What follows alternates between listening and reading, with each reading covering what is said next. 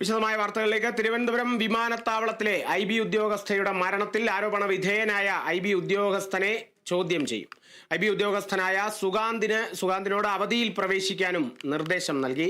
മരിച്ച മേഘയുടെ കുടുംബത്തിന്റെ പരാതിയിലാണ് നടപടി.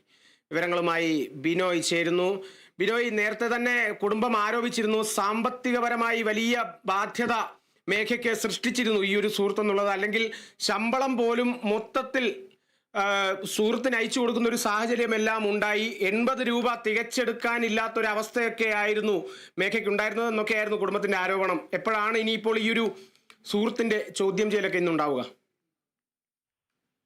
കാളിദാസ്, ഒരാഴ്ച മുമ്പാണ് മേഘയുടെ ദാരുണ അന്ത്യം ഉണ്ടായത്. തിരുവനന്തപുരം അന്തർദേശീയ വിമാനത്താവളത്തിലെ IB ഉദ്യോഗസ്ഥയായിരുന്നു മേഘ. അവരെ തൊട്ടടുത്തുള്ള പേട്ട റെയിൽവേ സ്റ്റേഷൻ സമീപമുള്ള റെയിൽവേ ട്രാക്കിൽ ട്രെയിൻ തട്ടി മരിച്ച നിലയിൽ കണ്ടെത്തുകയായിരുന്നു. അതിന് തൊട്ടു പിന്നാലെയാണ് അവരുടെ ബന്ധുക്കൾ, മേഘയുടെ അച്ഛനും അമ്മയും ADGPക്കും ഒപ്പം IB ഉദ്യോഗസ്ഥർക്കും പരാതി നൽകിയത്. ഈ IB ഉദ്യോഗസ്ഥർക്ക് നൽകിയ പരാതിയുടെ അടിസ്ഥാനത്തിൽ നിലവിൽ ഇപ്പോൾ ഈ കുറ്റാരോപിതനായ മലപ്പുറം ഇടപ്പാൾ സ്വദേശിയെ ഇപ്പോൾ സർവീസിൽ നിന്നും അവധിയിൽ പ്രവേശിക്കാൻ IB ഉദ്യോഗസ്ഥർ നിർദ്ദേശിച്ചിരിക്കുന്നതിനാൽ അദ്ദേഹത്തെ മാറ്റി നിർത്തിയിരിക്കുകയാണ്. അതേസമയം ഈ മേഘയുടെ അച്ഛൻ നേരിട്ട് തന്നെ ADGPക്ക് പരാതി നൽകിയിരുന്നു. ഈ പരാതിയുടെ അടിസ്ഥാനത്തിൽ പേട്ട പോലീസ് സംഭവവുമായി ബന്ധപ്പെട്ട അന്വേഷണം ആരംഭിച്ചിട്ടുണ്ട്.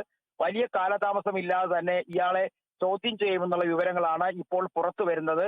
ഒരു പക്ഷേ നാളെയോ അല്ലെങ്കിൽ വരും ദിവസം മറ്റന്നാളോ തന്നെ ചോദ്യം ചെയ്യൽ നടക്കുമെന്ന് വ്യക്തമായിട്ടുണ്ട്. അതേസമയം ഈ പറയുന്ന ആരോപണ വിധേയനായ സുഖാന്ത് ഇപ്പോൾ ഒളിവിലാണ് എന്നുള്ള വിവരങ്ങളും പുറത്തേക്ക് വരുന്നു.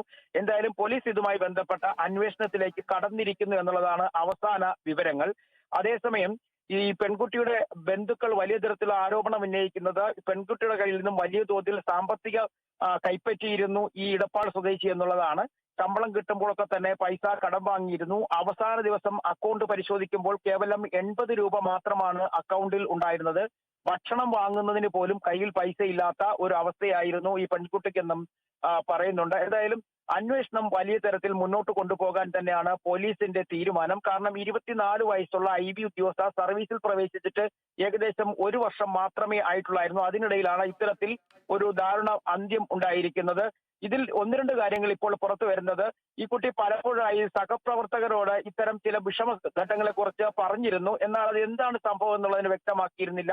അത്തരം കാര്യങ്ങൾ കൂടി പോലീസ് സഹപ്രവർത്തകരിൽ നിന്ന് മൊഴിയായി ശേഖരിച്ചുകൊണ്ടിരിക്കുകയാണ്. ഇന്നലെ മെനഞ്ഞാന്നുമായി അവരുടെ ഒപ്പം തിരുവനന്തപുരം വിമാനത്താവളത്തിൽ ജോലി ചെയ്തിരുന്ന ആളുകളുമായി അവർ ചർച്ചകൾ നടത്തിയിരുന്നു, വിവരങ്ങൾ ശേഖരിച്ചിരുന്നു. വരും ദിവസങ്ങളിലും കൂടുതൽ ആളുകളിൽ നിന്ന് മൊഴികൾ ശേഖരിച്ചു എന്നുള്ള വിവരവും പുറത്തു വരുന്നുണ്ട്. എന്തായാലും ഈ കേസുമായും ഒപ്പം തന്നെ പരാതികളുമായും മുന്നോട്ട് പോകാൻ തന്നെയാണ് മേഘയുടെ കുടുംബത്തിന്റെ തീരുമാനം.